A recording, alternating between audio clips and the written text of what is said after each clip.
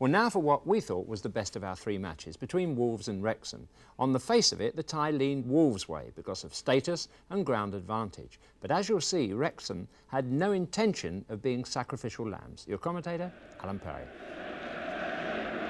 It's Molineux' biggest crowd of the season for Wolves' 31st cup tie in only 2 years. And those lucrative cup runs helped to finance the new £2 million stand, which today is almost full. Wolves are unchanged as they bid to reach their 4th FA Cup quarter-final in the last 5 seasons. With Peter Daniels still injured, it means a place for Wayne Clarke, whose famous brother Alan, now manager of Leeds, scored 38 goals in this competition, a post-war record he holds jointly with Dennis Law. The only current player who's anywhere near that total is Wrexham's captain, Dixie McNeil. He has 28 cup goals, including the winners in the previous rounds against West Ham and Wimbledon. Well, Ian Edwards is fit to continue his link-up with McNeil in the Wrexham attack, and a marvellous atmosphere at Molineux. And today's referee, Mr. Alan Robinson of Portsmouth. So it's Wrexham in the white shorts who start us off attacking from right to left, and their cup record in recent years is as good as any club outside the First Division. Aim for Gray, and it finds him. Hibbett underneath it. Now Richards, Jones reaching it before him. Here's Hibbett again. Now Eves. Pulled it back well, and a little suspect of a push then from Jones as the ball came into the box, but referee Robinson right in line with play, and Wolves get the corner. Call on the near post, Eves on the far post. McNeil away, but Hibbett again.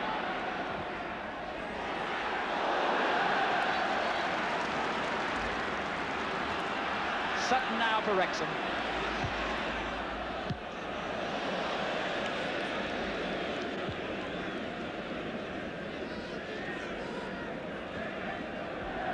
Minutes gone, goes. McCall's header. Gray. Eves controlling it well. Then giving it straight to Arkwright. Sigelski's clearance. Berry having to get there first because Edwards was right behind him.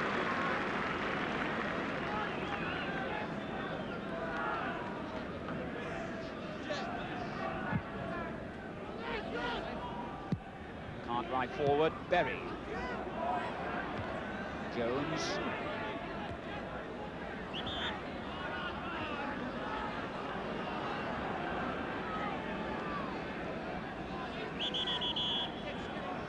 Referee wants the kick taken from the spot the offence occurred.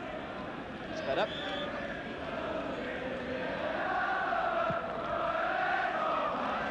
Jones away, that was a good header, but straight to Hibbett. Gray was onside, Richards, Clarke! Well, the Wrexham defence hesitated then, and the players looking towards the linesman. Gray, then Richards, finally the ball reaching Clarke, and he scooped it right-footed wide of the Wrexham goal, and that was a let-off for the second division side. And Edwards being pushed by McCall.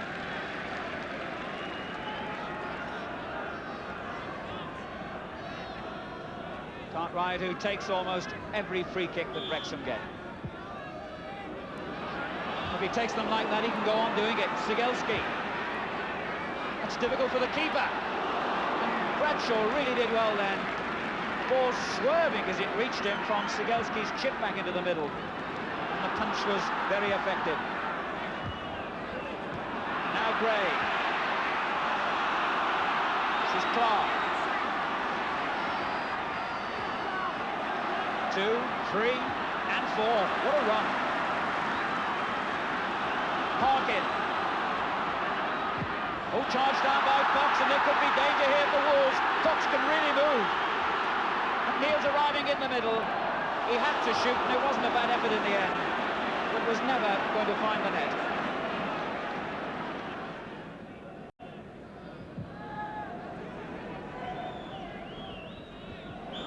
Well, Joey Jones has always been somewhat unorthodox, and certainly looked a little bit awkward as he climbed for that one.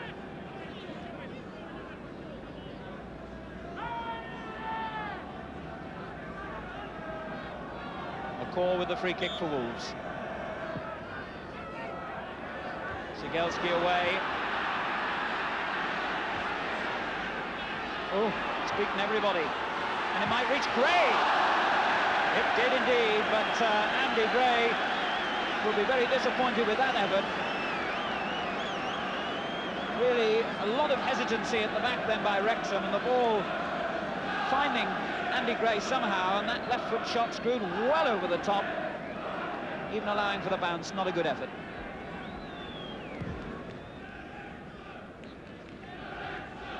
And again it was Edwards who got there first. This is Fox for Wrexham. Dwyer.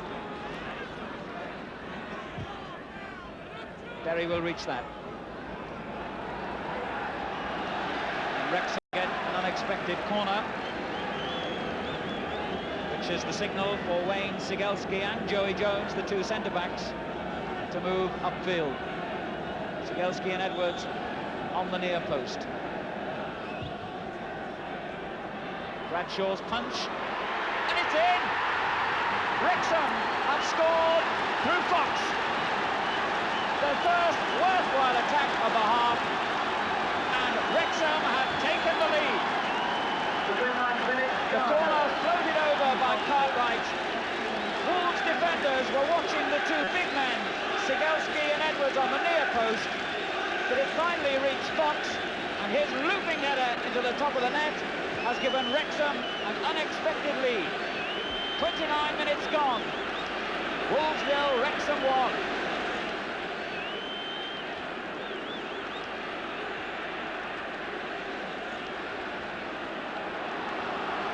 Steve Fox, the former Birmingham player, has really found the goal touch in recent games. He went 13 months without getting one.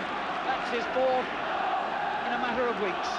And what a vital one it was. The Wolves have hit back immediately with this free kick.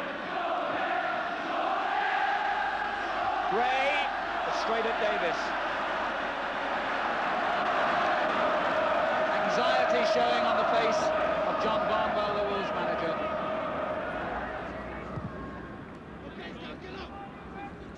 Edwards, winning a lot of the ball in the air.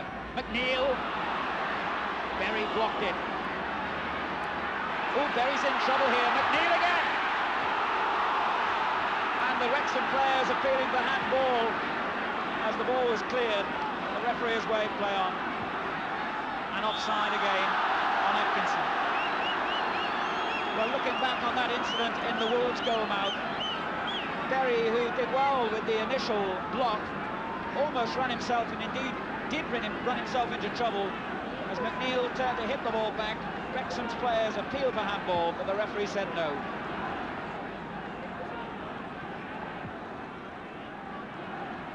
Here's Berry again. Eves. Pickett on his inside. And Clarke on the right. Just a minute to go to half-time. Gray. And Sutton chased back so well.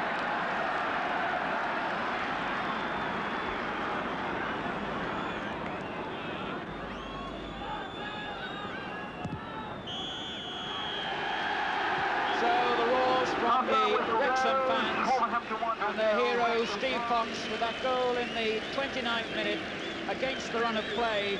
And frankly, Wrexham have only had one other opportunity since then, when Wolves made a mistake in their own box. But then again, Wolves haven't created too much danger either. Wolves 0, Wrexham 1. So Wolves, who've had replays in both the previous rounds, start this second half facing a real battle. And already an appeal by Eves for a free kick, but not given. Park in, and offside. Richards, for the umpteenth time it seems today, strayed a little too far forward.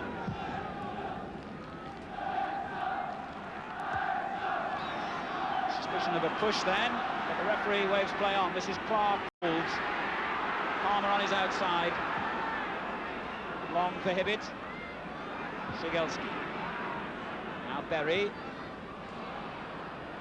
And that was always going to be difficult. Clarke.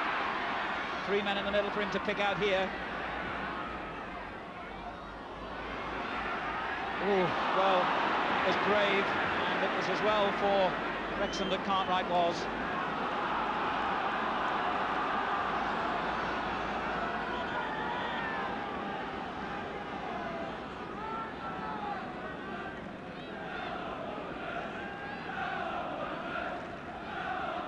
Long throw aimed towards Richards, but Jones was right behind him once more.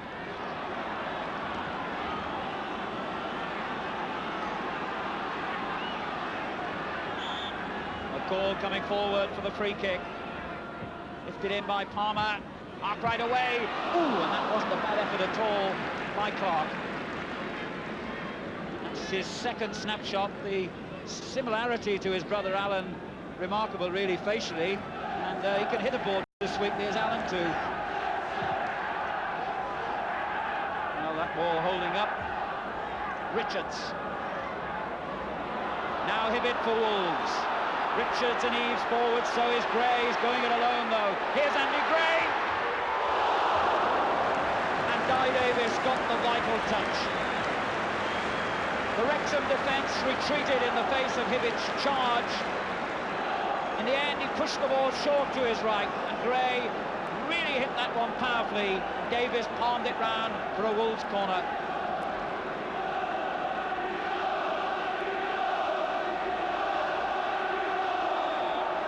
Richards on the near post, Eves on the far, Gray making the run, and Davies with the punch. Here's Palmer. Parkin. Again, Wrexham's back four moving forward and made it difficult then for Parkin.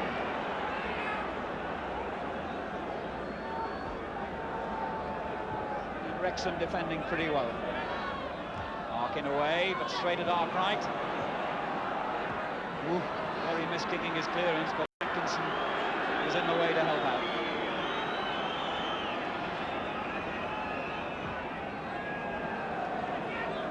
Now Eves for Wolves. Dispossessed again by Fox.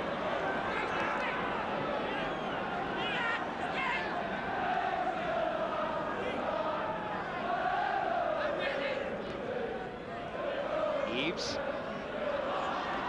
Just stayed in for Parkin. Sigelski. Now Eves. Parkin, a lot of men on the far post for him to lift it for here. Chooses to go along the ground, and here's Clarke! Well, Clarke has had 3 opportunities in this game to score. And that was probably the most difficult of all. He took it beautifully, hit the ball, and it hit the post, and Wrexham have survived. Hibbett's throw.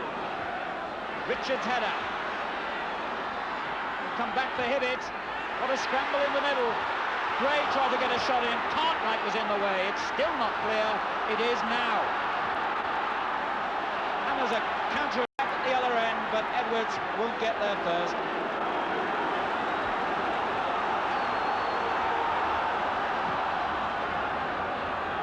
The crowd getting behind Wolves, a tremendous atmosphere, always a great ground when it's nearly full, and it is today.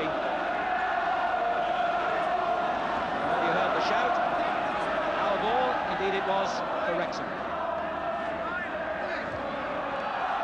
Parkin. Now Berry, the great roar, by the way, for the sight of Norman Bell, the Wolves substitute, warming up on the touchline, but here's Cartwright for Wrexham. McNeil and Edwards in the centre. Edwards, McNeil, great save! But Wrexham very nearly clinched it then.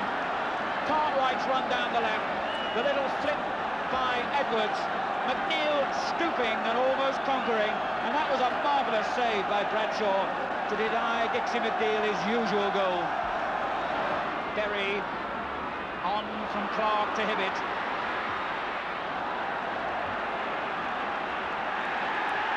The substitution will be made by Wolves. And listen to that roar. I think you could say that the Wolves fans approve. Norman Bell, who lost his place when Andy Gray recently returned to the side, 6 foot 13 stone, and might have the physical power needed to accept those centre-backs in the Wrexham defence. Eaves off, and Norman Bell on.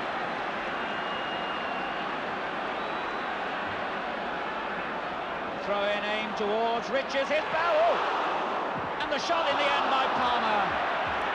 Well, that could have been really dramatic, because Bell had only been on the field for about 5 seconds, and the little flick header on by Richards from that long throw-in almost reached him.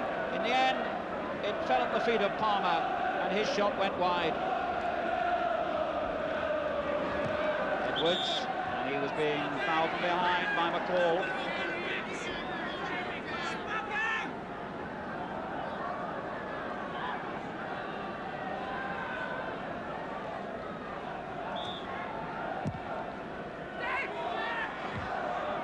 McCall shouted, and gives Wrexham a throw.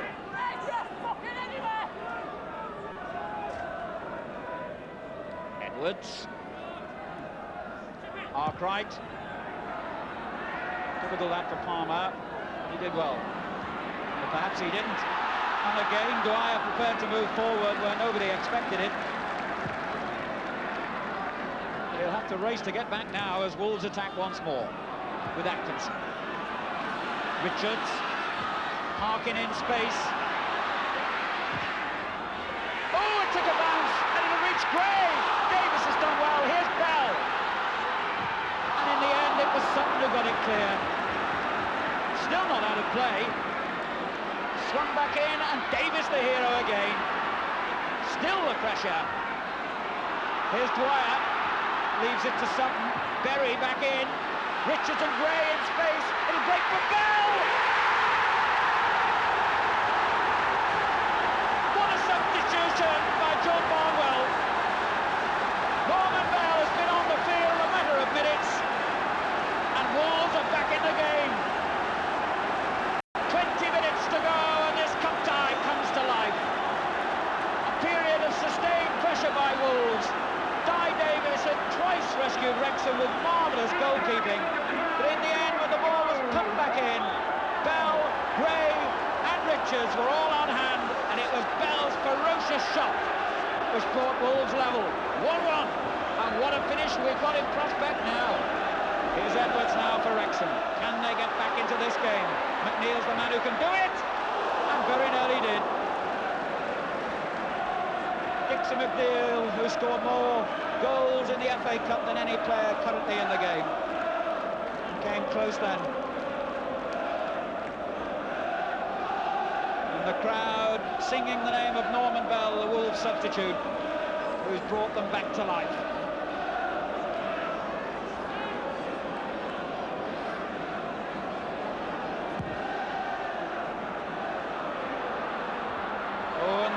Could drop here for Gray, and it could drop for Bell again.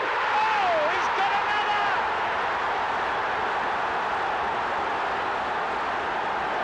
That long kick, giving the Wrexham defence problems, but it dropped for Bell. There was never any doubt that the ball was going to end up lashed into the back of the Wrexham net. 2 goals in the space of a few minutes, and Bell the hero.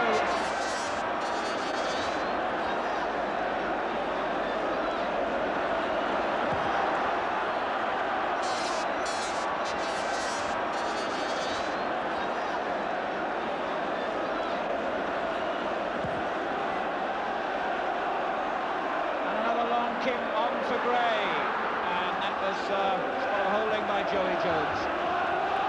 Well, John Barnwell and Richie Barker must be delighted the way their substitution has come off.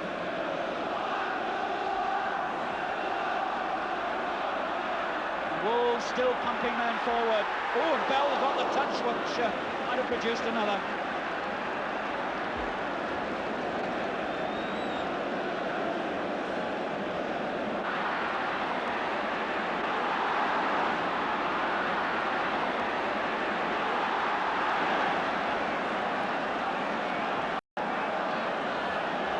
It's certainly not over yet, the way Wrexham are fighting with heart. Here's Arkwright. Hill. Driven against Atkinson. Dwyer. McNeil. Turned again for Jones. Here's Fox. McNeil, and he went for that with his hands. And I don't think the referee saw it. The linesman certainly did, because he has his flag raised. The referee was hidden by a group of players, but McNeil, I feel sure, went for that ball with his hand. The linesman flagged, the referee didn't see it. There could have been an almighty controversy if Wrexham had created anything out of that.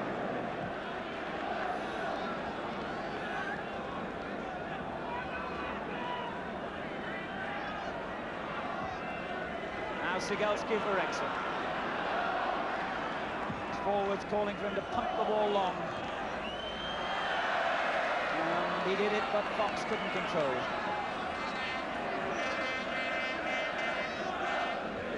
Came off Jones, and that's another Wolves throw.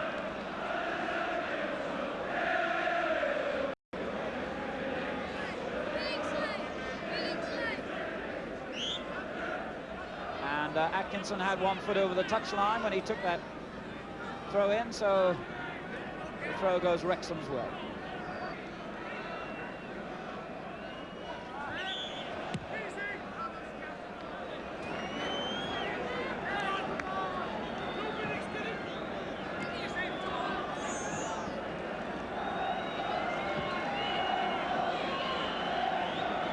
So we move into the final couple of minutes, and Wolves happy to take a long time over this free kick. Parkin will take it, aims it at Bell. And here's Bell again. Gray! Marvellous save, what an effort by Gray. Danger not gone for Wrexham yet. Hibbett did well, and that's a corner. Well, Andy Gray could have scored a really spectacular goal then had it not been for Dai Davies, who's played outstandingly well for Wrexham and yet been beaten twice.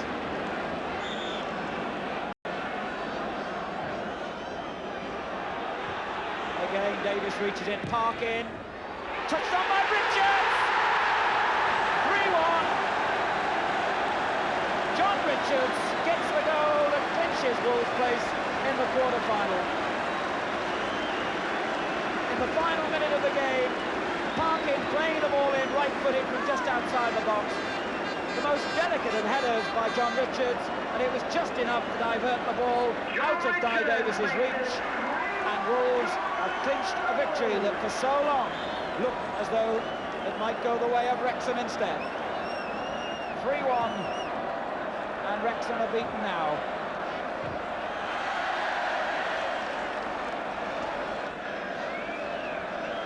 Here's Fox.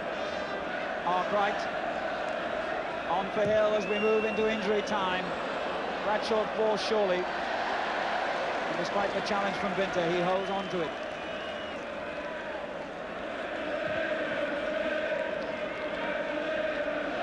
Gray's header. Here's Richards. Now Hibbett. Oh, lovely ball on for Richards. Brought down just outside the box.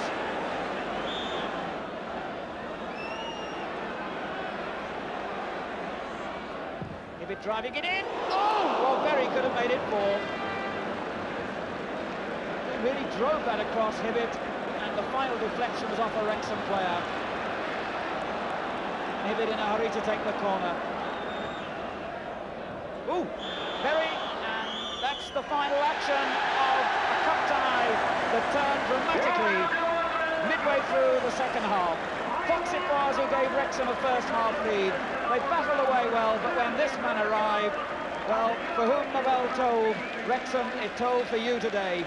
Bell came on, 2 goals in 2 minutes, turned the game completely. Then Richards got the third late on, and Wolves go through to their 4th quarter-final in the space of 5 seasons. Wolverhampton Wanderers 3, Wrexham 1. Well, Norman Bell's substitution there turning the tide in Wolves' favour. But until then, it looked as if Wrexham were going to survive the pressure and hold on to their 1-goal lead. But the game is for 90 minutes and substitution is allowed within the laws, and some players seem to thrive on it. Well, Norman, it looks as if you've become the new David Fairclough, because that's not the first time you've turned the game coming on as substitute recently, is it? No, that's, well, you could say the third time in 3 games, because West Bromwich Albion, the tide seemed to turn a little bit 2 weeks ago. Last week, we got the equaliser in the last few minutes when I came on, and today, everything's just been unbelievable. Now, watching from the bench, did you honestly think that Wrexham were going to hang on? It looked as though they might. No, I said to Richie Barker after about 5 minutes of the second half that I couldn't possibly see them holding out for the full time. Why were you convinced? We hadn't really played in the first half, and yet we still hadn't been in any trouble. We started off a little nervously, and the pitch didn't help, so the boys were thinking twice before playing a lot of balls. And I just knew that we could step up again. We just needed that first goal, and I knew the rest would follow. So what were the instructions from Richie and John Barnwell when they sent you on? Stir them up.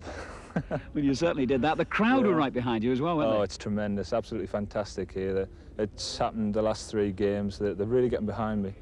I was left out for the cup tie at Watford. That was the first game I missed, and since then they've really gotten behind me and cheered me on. So it's been really great for me. Well, on Wrexham's behalf, we should refer to their appeal for a penalty for handball when they were leading 1-0. And there's no doubt in my mind that the hand or arm made contact with the ball. The pointed issue is whether it was intentional. Well, that's a matter of opinion, and it's only the referees that counts on the day. But if I'd have been the defender involved, I'd have been enormously relieved not to have heard the whistle blow.